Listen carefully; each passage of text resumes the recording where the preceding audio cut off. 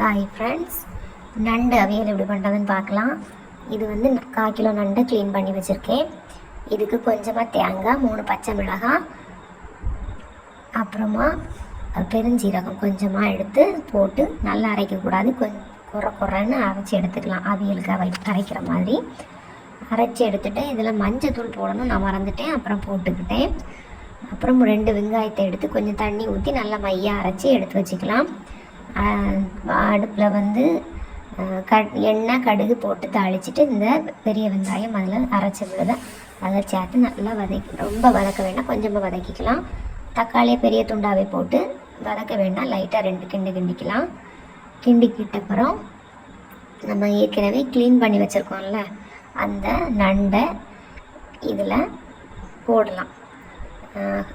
இதே மாதிரி நண்டு கிரேவி வச்சுருக்கேன், என் சேனலில் இருக்குது, போய் பாருங்கள் ஃப்ரெண்ட்ஸ். உங்களுக்கு பிடிச்சிருந்தா செஞ்சு பாருங்கள். அப்புறமா இந்த நண்டுக்கு தேவையான அளவு தண்ணி ஊற்றிக்கலாம். ஊற்றிட்டு கொஞ்சம் இஞ்சி பூண்டு வந்து நான் தள்ளி வச்சுருக்கேன், அதை வந்து இதில் போட்டுக்கலாம்.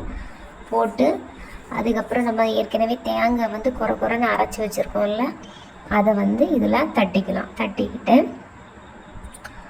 உங்களுக்கு எவ்வளவுக்கு உப்பு தேவைப்படுதோ அந்த அளவுக்கு உப்பும் போட்டு இதை வந்து ஒரு கிண்டி கொதிக்க விட்டுறலாம். ரொம்ப கொதித்ததுக்கப்புறமா இதில் வந்து ஏற்கனவே பச்சை மிளகாய் 2 போட்டிருக்கேன். உங்களுக்கு காரம் பத்தலை அப்படின்னா கொஞ்சம் நல்ல மிளகு போட்டுக்கலாம். நல்ல மிளகு எனக்கு தேவைப்படுது, அதனால் நான் கொஞ்சம் நல்ல மிளகு போட்டுக்கிறேன். அப்புறமா கொஞ்சமாக சிக்கன் மசாலா கொஞ்சமாக தான் போட்டிருக்கேன், கொஞ்சமாக சிக்கன் மசாலாவும் போட்டு அதை ஒரு கிண்டி எடுத்தாச்சு, முடிஞ்சு. டக்குன்னு காலி ஆகிட்டு ஃப்ரெண்ட்ஸ். வீடியோ எடுக்க கூட என்னால் முடியலை, காலி பண்ணிட்டாங்க. கொஞ்சமாக தான் வீடியோ எடுக்க முடிஞ்சது. நல்லாயிருக்கும், பிள்ளைங்களுக்கு ரொம்ப விரும்பி சாப்பிடுவாங்க. கண்டிப்பாக செஞ்சு கொடுங்க. Bye friends.